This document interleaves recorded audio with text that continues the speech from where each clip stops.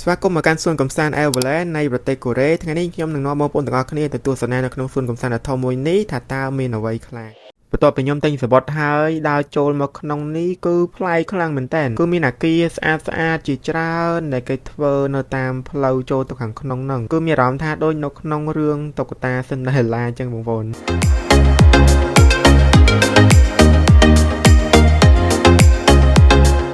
ហើយឥឡូវនេះគឺយើងដើរមកមើលកន្លែងជិះអីលេងម្ដងបងប្អូនដូចជាកន្លែងកងវិលនេះអញ្ចឹងគឺយកទៅវិញទៅមកអញ្ចឹងទៅប៉ុន្តែនៅខាងចឹងហ្នឹងទៀតបងប្អូនបន្ទាប់មកដើរមកមុខទៀតគឺមានកន្លែងរថភ្លើងហើយរថភ្លើងនេះធ្លាប់តែឃើញគេជិះទៅមុខរួចរថភ្លើងនេះជិះទៅក្រោយវិញចម្លែកអ្នកជិះនោះឡើងកញ្ញាញ់ខូហើយណោះ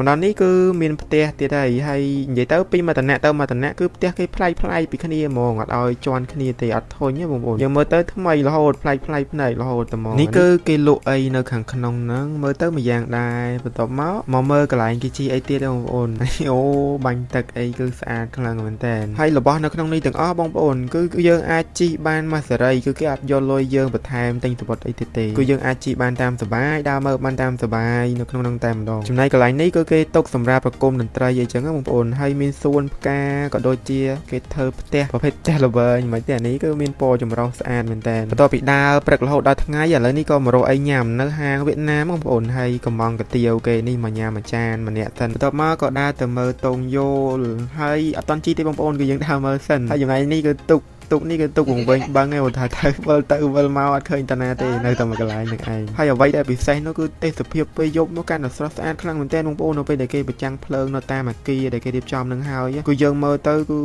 ស្រស់ស្រាយប្លែកភ្នែកខ្លាំងមែនទែនហើយវីដេអូទី2នេះខ្ញុំនឹងនាំបងប្អូនទាំងអស់គ្នាទៅមើលនៅសួនសត្វវិញម្ដងបងប្អូនហើយនៅតាមផ្លូវច្រកចូលគេទៅហ្នឹងគឺគេមានតាំងរូបផ្សេងមើលទៅគឺលក្ខណៈដូចគោសម្ព័ន្ធអីមួយអញ្ចឹងមានប្រុសមានស្រីទូក្អមអីចឹងហើយកលិចមកមើលខាងនេះវិញគឺមានតាំងប្រភេទតុក្កតាទូចអីមើលទៅខ្ជូតមែនតើបងប្អូនហើយដើរមកដល់កន្លែងនេះនៅខាងលើខ្ញុំនេះគឺប្រភេទសបុកសត្វហើយសបុកសត្វហ្នឹងដូចសបុកសត្វនៅខ្មែរអញ្ចឹងគាត់ថានៅខ្មែរយើងគឺរូបក្បាលមនុស្សអញ្ចឹងបងប្អូនហើយមនុស្សត្រង់ជួចាំចូលទៅមើលច្រើនខ្លាំងមែនតើបងប្អូនដោយសារតែយើងត្រូវជិះឡានក្រុងទៅមើលយើងអាចចូលដើរទៅមើលបានទេព្រោះនៅក្នុងហ្នឹងគឺគេធ្វើទ្រង់ធំហើយគឺគេប្រឡែងសត្វពេញហ្នឹងហ្មងបងប្អូនឥឡូវនេះគឺយើងចូលមកដល់សួនខាងក្នុងហ្នឹងគឺឃើញខ្លាធំខ្លាំងមែនតើបងប្អូនមើលណែអូយហើយនេះក៏ជាលើកទី1ឯងដែលខ្ញុំបានឃើញខ្លាផ្ទាល់នឹងភ្នែកអញ្ចឹងបងប្អូនហើយការដែលខ្ញុំនៅទូចហ្នឹងគឺតែងតែចាស់បន្លាយថាប្រយ័ត្នខ្លាខំប៉ុន្តែខ្ញុំអត់ខ្លាចទេព្រោះខ្ញុំគិតថាខ្លាដូចឆ្កែអញ្ចឹងបងប្អូនតែដល់ពេលមកជួបផ្ទាល់នេះអត់ទេបើសិនបានជួបវិញគឺអត់រួចខ្លួនទេដៃធំណាស់បងប្អូនអើយមើលណែហើយចំណែកឯសត្វតោនេះវិញគឺថាគេនៅសាសងគ្នា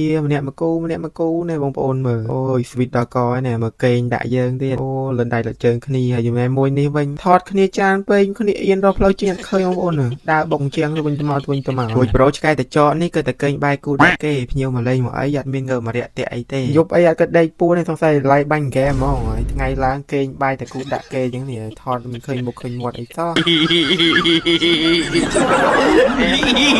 ហើយចំណែកនេះគឺទូឯករបស់យើងគឺខ្លាសស្អាតខ្លាំងមែនតើបងប្អូនមើលណែអូយហើយទូឯកគេចេញមកគឺគេចេះរៀបពីអញ្ចឹងបងប្អូនណាមើលកំម៉ៅគឺគួរស្រឡាញ់ខ្លាំងមែនតើហើយខ្លាសនឹងដែរអាចនិយាយបានថាកម្រខ្លាំងមែនតើប៉ុន្តែនៅក្នុងសួនសត្វមួយនេះគឺមានបងប្អូនឥឡូវនេះយើងក៏លេចមកមើលខ្លាឃ្មុំវិញម្ដងខ្លាឃ្មុំនេះគឺកាន់តែធំទៀតដែរបងប្អូនណាធ្លាប់តែមើលក្នុងរឿងដល់ពេលមកឃើញផ្ទាល់អញ្ចឹងគឺថាធំខ្លាំងមែនតើហើយបើក៏លេចទៅមើលទឹកមុខវិញដូចត្រូវពីណាគេពីណីពីកំប៉ុងដាក់តកអញ្ចឹងបងប្អូនរៀងទុនលេអាឡាហើយមួយនេះវិញគឺដេកផ្ងាពោះបាត់ទៅហើយបងប្អូនណាមើលទៅគឺដូចអស់កម្លាំងខ្លាំងមែនតើមិនដឹងថាធ្វើស្អីខ្លះទេមកក្រោកមកកូនបើចាំប៉ានាំតកជប់មកហើយមួយយកវិញឡើងទុនកកងាយអីនោះបន្ទាប់មកក៏យើងមកមើលសត្វល្មាសវិញម្ដងបងប្អូនសត្វល្មាសនេះគឺស្នែងវាហ្នឹងអាហ្នឹងគឺធំហើយស្រួយខ្លាំងមែនតើហើយនៅក្នុងសួននេះដែរក៏មានសត្វដំរីផងដែរបងប្អូនសត្វដំរីហ្នឹងក៏រាងធំដែរហើយចំណែកនេះគឺសត្វ cover នេះគឺលុកមកចង់ថើបគេបដ នេះតាមពិតមិនមែនទេបងប្អូនគឺគេឲ្យចំណៃគេដើម្បីឲ្យយើងបានថតចិត្តចឹងណាហើយគឺខ្ពស់ខ្លាំងមែនតើបងប្អូននៅពេលដែលវាឈួតទៅគឺខ្ពស់ជាងឡានក្រុងរបស់យើងទៀតហើយធ្លាប់តែលើសត្វក្អែកស៊ីសាកសពឬក៏ស៊ីរបស់ស្អុយចឹងបងប្អូនប៉ុន្តែក្អែកប្រទេសកូរ៉េនេះគឺស៊ីនំចឹងមិនថាគ្មានអ្វីស្ថិតស្ថេរទេបងប្អូនសម្បីតែក្អែកនេះក៏វាប្រែប្រួលមកស៊ីនំវិញដែរព្រោះឥឡូវទៅរកសាកសពឯណាស៊ីបានបងប្អូនមានតែនំកុំភ្លេច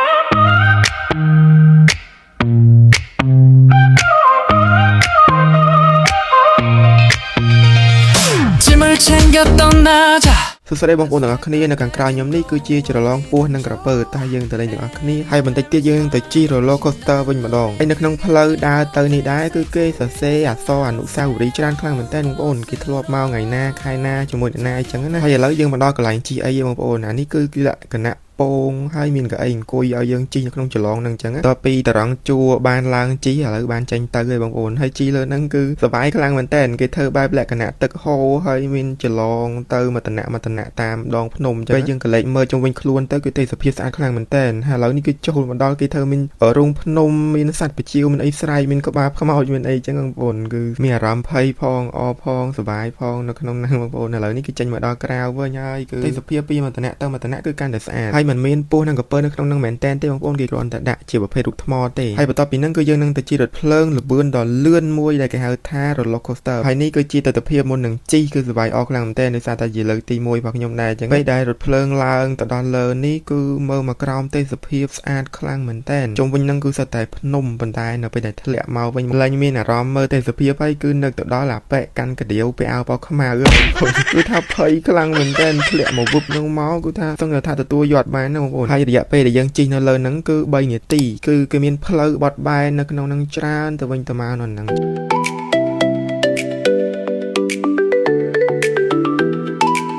ស្ថានភាពពេលជិះរថភ្លើងហើយថ្ងៃក្រោយ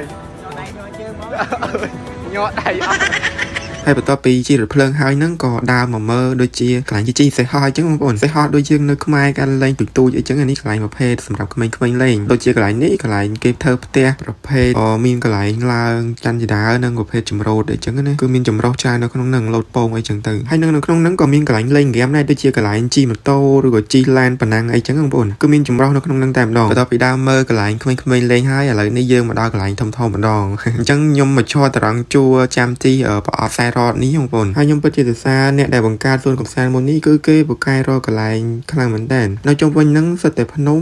អញ្ចឹងនៅពេលដែលយើងជិះអីឡើងទៅលើទៅមើលទៅណាក៏ឃើញទេសភាពស្អាតៗដែរឥឡូវនេះយើងមកកន្លែងលេងថ្មីមួយទៀតគឺកន្លែងប្រភេទជិះតោងពង្វិលអីចឹងទៅអញ្ចឹងមើលទៅរៀងតំណងដែរក៏សម្រាប់ចិត្តចូលទៅជិះអាហ្នឹងមួយទៀតហើយក៏តារាងជួរបានបន្តិចហ្នឹងក៏បានចូលឡើងទៅជិះទៅមុនដំបូងយឺតទេបងប្អូន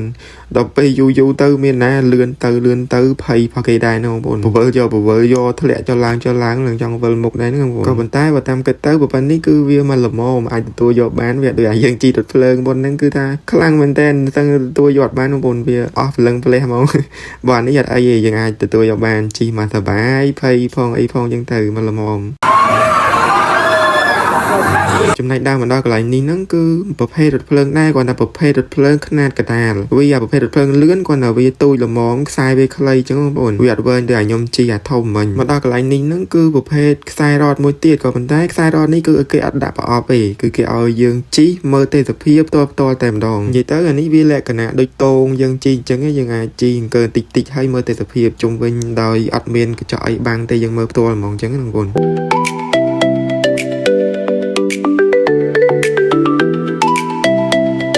ឥឡូវនេះយើងទៅមើលសួនសត្វមកកន្លែងទៀតគឺប្រភេទសត្វស្លូតវិញម្ដងហើយនេះគឺជាសត្វកញ្ជ្រោងនេះគឺខ្ជូតខ្លាំងមែនតើក៏ប៉ុន្តែមួយហ្នឹងគឺដេកលក់ហើយប្រហែលជាវាជាប្រភេទសត្វរស់ស៊ីពេលយប់បានថ្ងៃឡើងដេកលក់អស់អញ្ចឹងបងប្អូនហើយនេះគឺជាស្វាមឹងឡូជាភាសាខ្មែរខ្ញុំមិនដឹងគេហៅមិនដែរទេហើយមើលទៅមុខមាត់គឺតំណងកាយខ្លាំងមែនតើបាទដើរមកកវ៉ែនេះរួចគូតគេហ្នឹងមើលទៅនឹងពណ៌ភីងត្មងហើយអាប៉ែកនោះគេពងថតមកជក់អាចនិយាយទៅពីមួយកន្លែងទៅមួយកន្លែងគឺសត្វផ្លែរហូតដូចសត្វនេះអញ្ចឹងគឺខ្ញុំអត់ដែលឃើញពីមុនមកទេមើលទៅមុខដូចសត្វស្វាបន្តិចដូចឆ្កែបន្តិចមិនទេបន្ទាប់មកគឺសត្វស្វាម៉ាម៉ូសាឃើញទូចអញ្ចឹងទេប៉ុន្តែសក់ឡើងស្ទើរអស់ហើយបងប្អូនមើលមកគេក៏មិនកម្រើមគួរស្រឡាញ់មែនតើបន្ទាប់មកទៀតហ្នឹងគឺសត្វ slow ប៉ាគេមែនតាណាប៉ាគេហ្នឹងគឺដើរមួយនឹងមានកញ្ចក់វិញវើដើម្បីទុកតោងដើមឈើពីព្រោះតែវាអត់អាចដើរលើមែកឈើដូចសត្វដទៃបានទេរីឯសត្វនេះវិញគឺមានមុខមាត់ដូចជាសត្វអូនអញ្ចឹងហើយមានរោមវិញរួចឯជើងវិញគឺដូចសត្វស្លាមអញ្ចឹងហើយចំណែកនេះគឺជាសត្វដែលប្រភេទចូលចិត្តកាយដីស៊ីស្មោចស៊ីអីចឹងបងប្អូនហើយសត្វនោះសកម្មខ្លាំងមែនតើហើយសត្វនេះមានឈ្មោះថាយូរ៉ាពីប៉គឺមានជើងដូចជាសត្វ ទាអញ្ចឹងហើយមានកតុយចម្លែកនឹងរូបរាងដូចកណ្ដុរទៅវិញបងប្អូនចំណែកនេះវិញគឺជាសត្វរ៉ាខុនហើយមុខរបស់គេហ្នឹងគឺដូចរឿងកំសត់ឥឡូវនេះគេចេញមកក្រៅនេះមកជួបមិត្តភក្តិអីស្នេហ៍នាំខ្លួនគ្នានេះបន្តមកគឺយើងមកមើលសត្វថារ៉ាំជីវិញម្ដងគឺជាសត្វស្វាមួយប្រភេទដែលមានដៃលឿងៗហើយមើលទៅគឺស្តៀងទៅនឹងសត្វស្វាធម្មតាផងយ៉ាងដែរហើយក៏មានសត្វស្វាច្រើនប្រភេទខ្លាំងមែនទែនដូចជានេះប្រភេទស្វាដៃវែងៗខ្លួនពណ៌លឿងអញ្ចឹងណារីឯនេះវិញគឺជាប្រភេទដែលយើងហៅធម្មតាស្វាឪអញ្ចឹងបងប្អូនហើយមើលទៅរូបរាងស្វាឪមួយនេះគឺដូចមនុស្សខ្លាំងមែនទែនមើលខ្លួនប្រាណអីរឹកពីអីគេស្តៀងនឹងមនុស្សយើងមែនទែនបងប្អូនហើយកំពុងតែហ្នឹងឃើញខ្ញុំថតក៏រត់មកមើលមុខខ្ញុំតែម្ដងរួចមួយនេះវិញថ្ងៃគិតតែដេកអត់មានធ្វើអីទេខ្ជិលយកតែមែនទែនហ្មងដេកស៊ី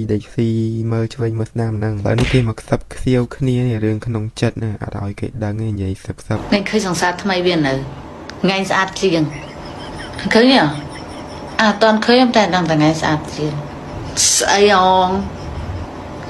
ជឿអញទៅ friend អញទៅកុហកថ្ងៃធ្វើស្អីថ្ងៃស្អាតជាងគេហើយចំណែកពីអ្នកនេះវិញគេមកសាសងគ្នាមើលព្រៃពឹក្សានេះវិញកន្លែងមកមើលសត្វស្វារោមក្រហមនេះវិញម្ដងគេកំពុងតែគិតរឿងក្នុងចិត្តបងប្អូនcũng vừa nhỉ cứ nãy hồi so chạy hồi nát rồi dương bộ kệ đi bộ kệ đó có bộ kệ chạy lưới phòng đai ហើយចំណែកនេះគឺជាសត្វកណ្ដុរគីនីភីខឺហើយកណ្ដុរហ្នឹងគឺមាន2 3ពណ៌អញ្ចឹងមួយគឺមកគេខ្ជូតខាងមែនតើរួចក៏មានត្រីជាច្រើនប្រភេទដាក់ក្នុងទូកញ្ចក់ឲ្យយើងមើលអញ្ចឹងណាបងប្អូនបន្តមកទៀតនេះគឺជាសត្វទីតុយហើយមើលទៅមុខរបស់គេហ្នឹងគឺសត្វរូបបេះដូងហើយចំណែកនេះគឺជាប្រភេទសត្វអណ្ដើកសត្វអណ្ដើកនេះដែរគឺមានអាយុចាប់ពី20ទៅ40ឆ្នាំហើយបើអណ្ដើកមួយនេះវិញគឺមានអាយុអាចរស់រហូតដល់150ឆ្នាំឯណោះទាំងអស់គ្នាគឺមានអាយុវែងជាងមនុស្សយើងទៅទៀតចំណែកនេះគឺជាកន្លែងគេសម្ដែងប្រភេទសត្វស្លាបហើយក្នុងនេះដែរគឺមានសត្វសេកឬក៏សត្វធំនេះគឺខ្ញុំអត់ស្គាល់ដែរនេះមិនដឹងថាស្កុកកសាឬក៏អីចឹងណាបងប្អូនហើយគាត់តែគេប្រាប់ឲ្យរត់ចូលទៅក្នុងហ្នឹងគឺរត់ប្រសាទស្លាចង់ដួលផងអីផងរត់ចូលទៅក្នុងឆ្លាតខ្លាំងមែនតើ